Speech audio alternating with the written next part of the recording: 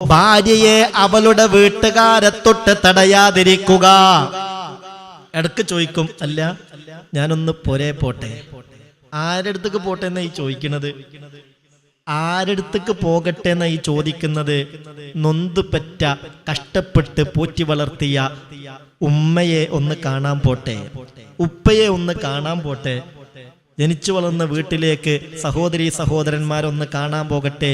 തീരെ അനുവദിക്കാത്ത ചില വീട്ടുകാരുണ്ട്.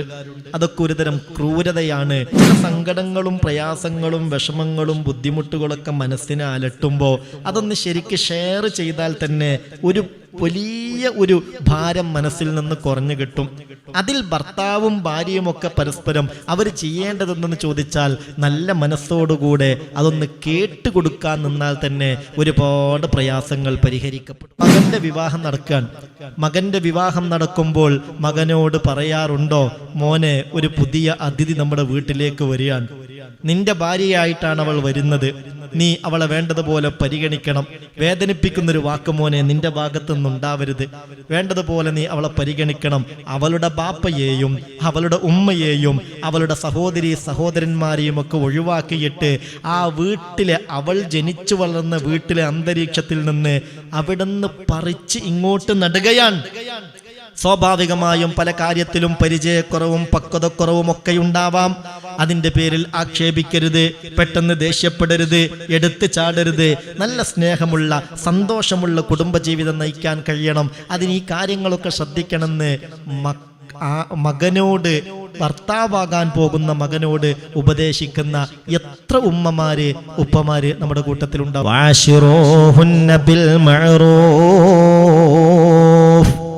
മഅറൂഫായ നിലയിലാണ് ഭാര്യമാരോട് വർത്തിക്കേണ്ടത്. എന്താണത്? എങ്ങനെയാണത്?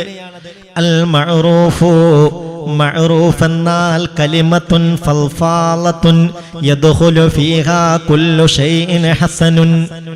എന്തെല്ലാം നന്മകളുണ്ടോ അതൊക്കെയും ഉൾപ്പെടുത്തി പറഞ്ഞ പദമാണ് മഅറൂഫ് എന്നത്. ആ നിലയിലാണ് ഭാര്യയോട് പെരുമാറേണ്ടത്.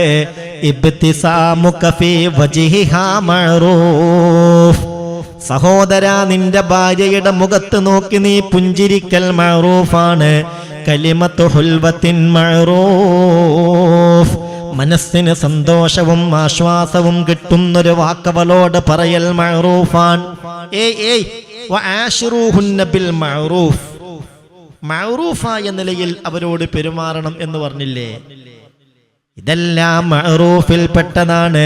ലമ്മത്തുൻ ഇലാ സുദരിഹാ മഅറൂഫ്. നിന്റെ ഭാര്യയെ നീ നിന്നിലേക്ക് ചേർത്ത് പിടിക്കുന്നത് മഅറൂഫാൻ. ഹദിയത്തും ബിമുനാസബത്തിൻ ഔ ദൂനഹാ മഅറൂഫ്. സമയവും സന്ദർഭവും ഒക്കെ പരിഗണിച്ച് അവൾക്ക് നീ ഒരു ഹദിയ നൽകുന്നത് മഅറൂഫാൻ. ഭാര്യയുടെ ബർത്ത്ഡേ വരുന്നുണ്ട്. അപ്പോൾ ഭർത്താവ് എന്ത് ചെയ്തു എന്നറിയോ? നല്ല ഒരു സ്വർണ്ണമോതിരം വാങ്ങി വെച്ചു, അല്ലെങ്കിൽ ഒരു കൈചെയിൻ വാങ്ങി വെച്ചു, അല്ലെങ്കിൽ നല്ലൊരു ഡ്രസ്സ് വാങ്ങി വെച്ചു. എന്നിട്ട് അവൾക്കത് കൊടുക്കുമ്പോൾ നേരെ തിരിച്ചും ഭർത്താവിന്റെ ബർത്ത്ഡേ വരുമ്പോൾ നല്ലൊരു ഡ്രസ്സ് വാങ്ങി വെച്ചു, എന്നിട്ട് സന്തോഷത്തോടുകൂടി കൊടുക്കുന്നു. ഇതൊക്കെ ഒരു മഅറൂഫാണ്. അതാണ് ഹദിയത്തുൻ ബിമുനാസബത്തിൻ ഔ ദൂനഹാ മഅറൂഫ്. അവൾക്ക് പ്രത്യേകമായി എന്തെങ്കിലുമൊക്കെ ഒരു ഗിഫ്റ്റ് കൊടുക്കുന്നത് മഅറൂഫാണ്. അയ്യസ്മഅ ശക്വാഹാ മഅറൂഫ്. പിന്നെ ഒരു കുടുംബജീവിതം നയിക്കുമ്പോൾ ചില പരാതികളും സങ്കടങ്ങളും പ്രയാസങ്ങളൊക്കെ പറയാനുണ്ടാവും. അത് കേട്ട് കൊടുക്കേണ്ടത് മാന്യനായ ഒരു ഭർത്താവിന്റെ ബാധ്യതയാണ്. ശ്രദ്ധിക്കണം.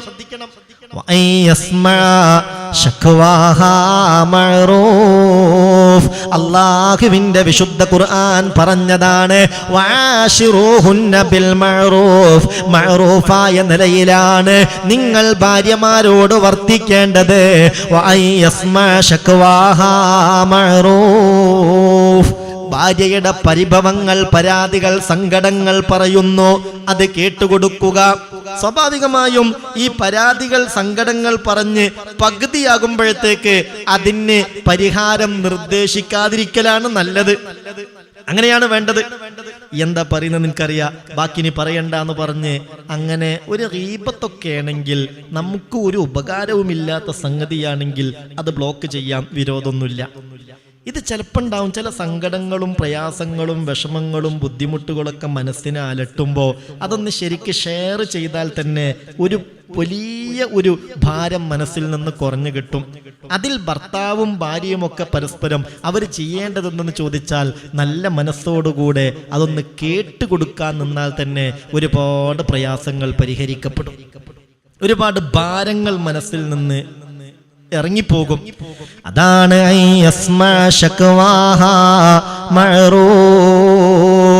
ഭാര്യയുടെ സങ്കടങ്ങൾ, പരിഭവങ്ങൾ, വിഷമങ്ങൾ, ബുദ്ധിമുട്ടുകൾ, അസ്വസ്ഥതകൾ ഷെയർ ചെയ്യുക.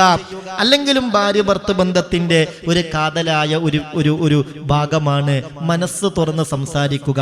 അത് ഭർത്താവിന്റെ പ്രയാസങ്ങൾ ബിസിനസ്സുമായി ബന്ധപ്പെട്ടതാവട്ടെ, അവന്റെ ജോലിയുമായി ബന്ധപ്പെട്ടതാവട്ടെ, സാമൂഹ്യപരമായി അനുഭവിക്കുന്നതാവട്ടെ, തുറന്ന് തൻ്റെ ഇണയോട് തുണയോട് പറയുന്നത് അത് ബന്ധം രൂഢമൂലമാകാനും വിഷയങ്ങൾ മനസ്സിലാക്കാനും ഒക്കെ ഉപകരിക്കും. ഭർത്താവ് വീട്ടിലേക്ക് കയറി വന്നു, ഏതോ ഒരു മൂലയിൽ പോയി അങ്ങനെ സങ്കടപ്പെട്ടിരുന്നു. അപ്പൊ അയാൾ എന്തോ ഒരു ബിസിനസ് നടത്തിയിരുന്നു, ആകെ പരാജയപ്പെട്ടു. ലാഭം പ്രതീക്ഷിച്ചിട്ട് ലാഭമില്ല എന്ന് മാത്രമല്ല, വലിയ നഷ്ടവും സങ്കടമൊക്കെ വന്നത് ആ ഒരു വിഷമത്തിൽ ഇങ്ങനെ ഇരിക്കാൻ. പക്ഷെ ഇതൊന്നും ഭാര്യ അറിയുന്നില്ല. ഭാര്യ വന്നിട്ട് എന്തോ ചോദിച്ചു, അതിന് കൃത്യമായിട്ടൊരു മറുപടി കൊടുക്കണില്ല, നല്ലൊരു പ്രതികരണമില്ല. എന്നാൽ ഭാര്യയ്ക്ക് ഇത് കാര്യം മനസ്സിലായിട്ടുണ്ടോ? ഒന്നുമില്ല. അപ്പൊ സ്വാഭാവികമായിട്ട് എന്താ മനുഷ്യങ്ങൾ ഇങ്ങനെ അതിനനുസരിച്ച് അവർ പ്രതികരിക്കും. അപ്പൊ എന്ത് ചെയ്യാന്ന് ചോദിച്ചാൽ, ജീവിതത്തിലെ വിജയങ്ങളും പരാജയങ്ങളും നമ്മുടെ സ്റ്റാറ്റസ് എന്ത്, ഏതാണ് അവസ്ഥ, ഇത് ഇണയോട് തുണയോട് ഷെയർ ചെയ്യണം, സംസാരിക്കണം. പരിഭവങ്ങൾ പറയുമ്പോൾ അത് കേൾക്കാൻ മനസ്സ് കാണിക്കണം, പരാതികൾ പറയുമ്പോൾ കേൾക്കാൻ മനസ്സ് കാണിക്കണം, പ്രശ്നങ്ങൾ പറയുമ്പോൾ അത് കേട്ടിട്ട് പരിഹാരം നിർദ്ദേശിച്ചു കൊടുക്കണം. പറഞ്ഞു തുടങ്ങുമ്പോഴത്തേക്ക് മതി മതി മതി, ബാക്കി എനിക്ക് കേൾക്കണ്ട, ഈ നിലയിൽ ആവരുത്. അതാണ് അവളുടെ സങ്കടങ്ങൾ പരിഭവങ്ങൾ കേട്ടുകൊടുക്കുക, അതും മഅറൂഫാണ്.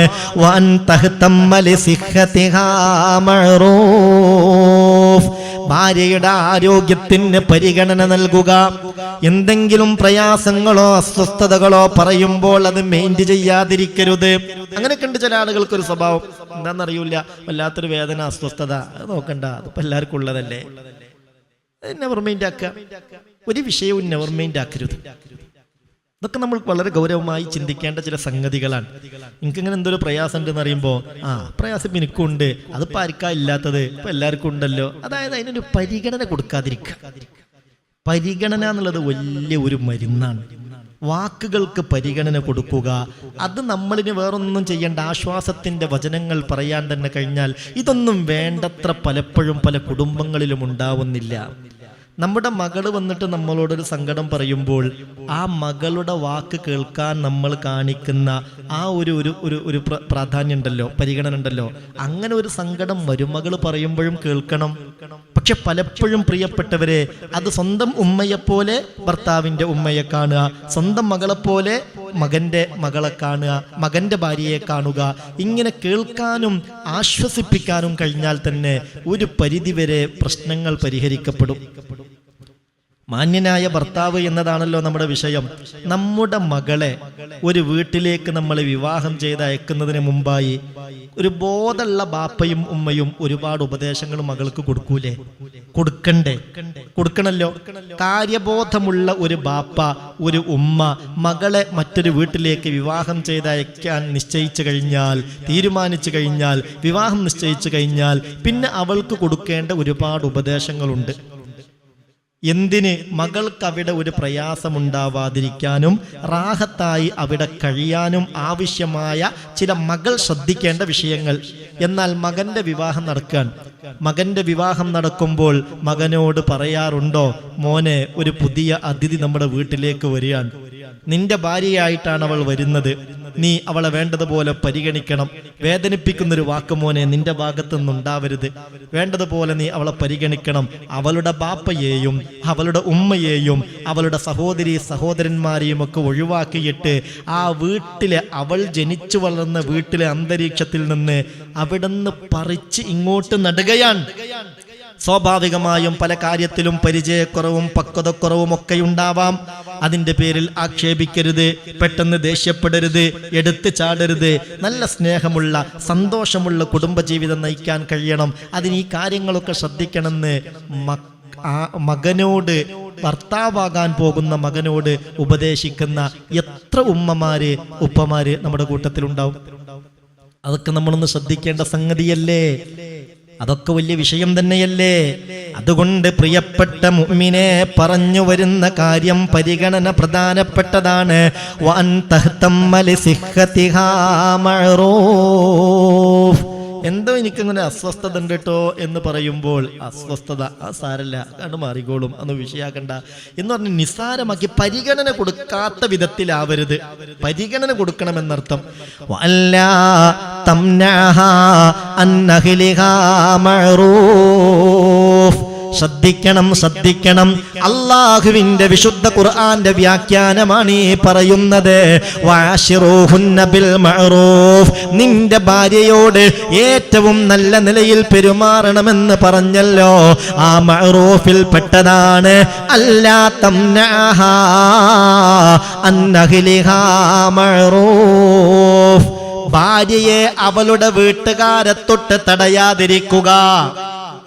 ഇടക്ക് ചോദിക്കും, അല്ല ഞാനൊന്ന് പോട്ടെ. ആരടുത്തേക്ക് പോട്ടെ എന്നാ ഈ ചോദിക്കുന്നത്? ആരടുത്തേക്ക് പോകട്ടെ എന്നാ ഈ ചോദിക്കുന്നത്? നൊന്തുപെറ്റ കഷ്ടപ്പെട്ട് പോറ്റി വളർത്തിയ ഉമ്മയെ ഒന്ന് കാണാൻ പോട്ടെ, ഉപ്പയെ ഒന്ന് കാണാൻ പോട്ടെ, ജനിച്ചു വളർന്ന വീട്ടിലേക്ക് സഹോദരീ സഹോദരന്മാരൊന്ന് കാണാൻ പോകട്ടെ. തീരെ അനുവദിക്കാത്ത ചില വീട്ടുകാരുണ്ട്. അതൊക്കെ ഒരുതരം ക്രൂരതയാണ്. അല്ലാഹു തആല കാത്തുരക്ഷിക്കട്ടെ. അത് ശരിയല്ല. എന്നാൽ എപ്പോഴും അവിടെ പോയി കൂടാ. അതിനല്ലേ പറയുന്നത്, എല്ലാത്തിനും ഒരു ലിമിറ്റ് വേണം, എല്ലാത്തിനും ഒരു പരിധിയും പരിമിതിയും വേണം. ആ പരിധിയും പരിമിതിയും സൂക്ഷിക്കാതിരുന്നാൽ പിന്നീടുള്ള ആ സൗകര്യങ്ങൾ പോലും ഇല്ലാതെയാകുന്ന അവസ്ഥ വരും. എന്നാൽ ചിലര് ആപ്പാനെ കാണാൻ പോട്ട് വയ്ക്കുമ്പോ എന്താപ്പാടെ, ഉമ്മാനെ കാണാൻ പോട്ടെ എന്താപ്പാടെ, ഞാൻ എൻ്റെ വീട്ടിൽ പോട്ട് വയ്ക്കുമ്പോ എന്താപ്പാടെ ചോദിക്കാൻ തന്നെ പേടിയാണ് പലർക്കും. കാരണം പ്രതികരണം എങ്ങനെ ആവുന്നുള്ള ഭയം. അതൊക്കെ ഒരുതരം നന്ദികേടല്ലേ? നമ്മുടെ മകളെ നമ്മൾ പോറ്റി വളർത്തി വലുതാക്കി ഒരു വീട്ടിലേക്ക് വിവാഹം ചെയ്തയച്ചാൽ അവൾക്ക് നമ്മളൊന്ന് കാണാൻ വല്ലാത്തൊരാഗ്രഹം ഉണ്ടാകുമ്പോൾ അനുവദിക്കാതിരുന്നാൽ അവളുടെയും നമ്മളുടെയും ഒരു വേദന എത്രയായിരിക്കും? വെറുതെ ഒരു തരം വാശി, അതിലൊന്നും അർത്ഥമില്ല. അതാണ് വിശുദ്ധ ഖുർആന്റെ വ്യാഖ്യാനം. അല്ലാ തംനഅഹാ അൻ നഹ്ലിഹാ മഅറൂഫ്. ഭാര്യയെ അവളുടെ വീടിനെ തൊട്ട് തടയാതിരിക്കുക, ഇതും മഅറൂഫാണ്. വഅൻ തഹ്തരിമ റഅയഹാ മഅറൂഫ്. ഒരു വിഷയത്തിൽ ഭാര്യയുടെ അഭിപ്രായത്തെ പരിഗണിക്കുക. വീട്ടിൽ ഒരു വിഷയം തീരുമാനിക്കുമ്പോൾ എല്ലാ കാര്യത്തിലുമല്ല, എന്നാൽ ചില കാര്യങ്ങളിലൊക്കെ ഭാര്യയുമായി കൂടിയാലോചന നടത്തേണ്ടി വരും. എല്ലാ കാര്യത്തിലും കൂടിയാലോചന നടത്തണമെന്നല്ല ഈ പറയുന്നത്. മൊത്തത്തിൽ എല്ലാവരും കൂടെ ഉൾപ്പെടുന്ന ചില വിഷയങ്ങൾ ഉണ്ടാകുമ്പോൾ അതിൽ ഒരു കൂടിയാലോചന നടത്തേണ്ടി വരും. ഒരു സൽക്കാരം നടത്തുക, നമുക്ക് നാളെ ഉച്ചക്കന്നാക്കുക. മൂപ്പര് വലിയ കാര്യത്തിൽ നിന്ന് നാളെ ഉച്ചക്കന്നാക്കുക, നിങ്ങൾ പോരി ഇൻഷാ അല്ലാഹ് എന്ന് വലിയ സംഭവമാക്കിയാണ്ട് പറഞ്ഞു. വീട്ടിലുള്ള ഭാര്യയോടോ ഉമ്മയോടോ വീട്ടുകാരോടോ അത് മുഷാവറ ചെയ്യാതിരിക്കുക, ഇത് ശരിയല്ല. അപ്പോൾ കാര്യങ്ങൾ ചർച്ച ചെയ്യുകയും അവരുടെ അഭിപ്രായങ്ങൾക്ക് പരിഗണന കൊടുക്കുകയും ചെയ്യുന്ന ഒരു അന്തരീക്ഷം നമ്മുടെ വീട്ടിലുണ്ടാവണം. ഇതിനൊക്കെ വലിയ പ്രാധാന്യമുണ്ട്. സ്വന്തമായിട്ട് കാര്യങ്ങൾ തീരുമാനിക്കാതിരിക്കുക. വീട്ടിലുള്ള മകനും അവന്റെ ഭാര്യയും സ്വന്തമായ ഒരു കാര്യമായിട്ട് തീരുമാനിച്ചു. ബാപ്പ അവിടെയുണ്ട്, ഉമ്മ അവിടെയുണ്ട്, അവര് വിവരമൊന്നും അറിയുന്നില്ല, അവര് പിന്നെ വേറെ ആരെങ്കിലും പറഞ്ഞിട്ട് വേണം അറിയാം. ഇങ്ങനെയൊക്കെ ആകുമ്പോഴാണ് പ്രശ്നങ്ങൾ പലതും ഉണ്ടാകുന്നത്. ചെറിയ കാര്യങ്ങളാവട്ടെ വലിയ കാര്യങ്ങളാവട്ടെ വീട്ടിൽ ചർച്ച നടക്കണം. സ്വന്തമായി ചില വിഷയത്തിൽ നമ്മൾ ആരെങ്കിലും തീരുമാനമെടുത്തു, വീട്ടിൽ ബാപ്പയുണ്ട്, ഉമ്മയുണ്ട്, മകനുണ്ട്, അവന്റെ ഭാര്യയുണ്ട്, ഏതോ ഒരു വിഷയത്തിൽ മകനും ഭാര്യയും ഒരു തീരുമാനമെടുത്തു, ബാപ്പ അറിഞ്ഞിട്ടില്ല, ഉമ്മ അറിഞ്ഞിട്ടില്ല. ഇങ്ങനെയൊക്കെ ആകുമ്പോൾ പിന്നീട് ഒന്നിരിക്കെ ഈ പരിപാടി നടക്കുമ്പോഴാണ് അവര് വിവരം അറിയുന്നത്, അല്ലെങ്കിൽ മറ്റാരെങ്കിലും പറഞ്ഞിട്ടാണ് ഇവര് വിവരം അറിയുന്നത്. ഇങ്ങനെയൊക്കെ ആകുമ്പോൾ നമ്മളെ പരിഗണിച്ചില്ലല്ലോ, നമ്മളോടൊരു വാക്ക് പറഞ്ഞില്ലല്ലോ ഒരുതരം അവഗണന അവർക്കുണ്ടായോ എന്നൊരു തോന്നൽ അവർക്ക് വരും. പിന്നീട് പ്രശ്നങ്ങളാവും. അപ്പോൾ എല്ലാ കാര്യത്തിലും ചർച്ച ചെയ്യേണ്ടതിൽ ചർച്ച ചെയ്യുന്ന ഒരു രീതിയും അഭിപ്രായങ്ങൾക്ക് പരിഗണന കൊടുക്കേണ്ട ഒരു സ്വഭാവവും കുടുംബത്തിൽ ഉണ്ടാവണം. അതൊക്കെ ശ്രദ്ധിക്കേണ്ടതാണ്. അള്ളാഹു സന്തോഷമുള്ള കുടുംബജീവിതം നയിക്കാൻ നമുക്ക് തൗഫീക്ക് നൽകട്ടെ. അതാണ് അവളുടെ അഭിപ്രായത്തിന് പരിഗണന നൽകുന്നത് ഒരു മഅറൂഫാണ്.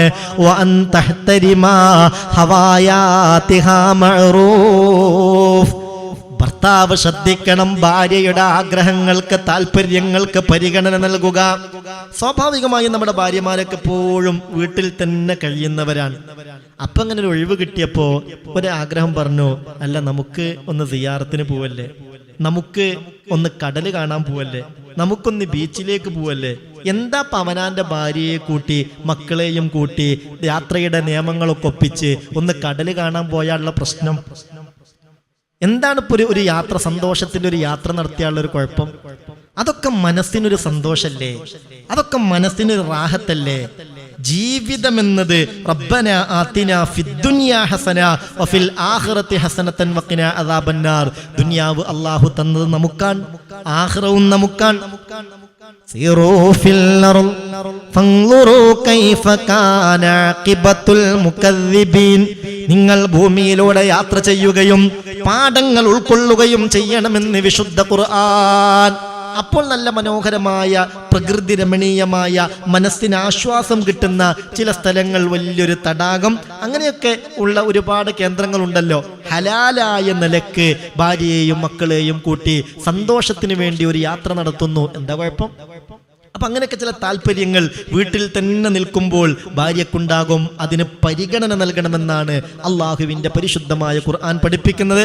പിന്നെയോ അൻതുഈനഹാ ഫീ ശുഊനി ബൈതിഹാ വഔലാദിഹാ മഅറൂഫ്. അൻതുഈനഹാ പരമാവധി കഴിയുമെങ്കിൽ ഭാര്യയെ സഹായിക്കുക. ഫീ ശുഊനി ബൈതിഹാ വീടുമായി ബന്ധപ്പെട്ട കാര്യങ്ങളിൽ, പാചകം ചെയ്യുന്നതിൽ, അടുക്കള ജോലികളിൽ, വീട് വൃത്തിയാക്കുന്നതിൽ കഴിയുമെങ്കിൽ ഭാര്യയെ സഹായിക്കുക. ഇതെല്ലാം അവളുടെ മാത്രം ഡ്യൂട്ടിയാണെന്ന് ചിന്തിക്കാതിരിക്കുക. വഔലാദിഹ മക്കളുടെ കാര്യത്തിലും. നിങ്ങൾ മോനൊന്ന് കുളിപ്പിച്ചാണെന്ന് പറഞ്ഞാൽ എന്താ ഇപ്പൊ ഭർത്താവിന് പറ്റുമെങ്കിൽ സമയം ഉണ്ടെങ്കിൽ കുളിപ്പിച്ചു കൊടുത്തൂടെ? ചെറിയ കുട്ടിയാണ്, കുളിപ്പിക്കാൻ പറഞ്ഞു, 1 വയസ്സ് 2 വയസ്സൊക്കെ ഉള്ളൂ. അതൊക്കെ ചെയ്യണം, കഴിയുന്നത് പോലെ സഹകരിക്കണം. അതിലൊക്കെ വലിയ ബറക്കത്തും സന്തോഷവും ഉണ്ടാകും.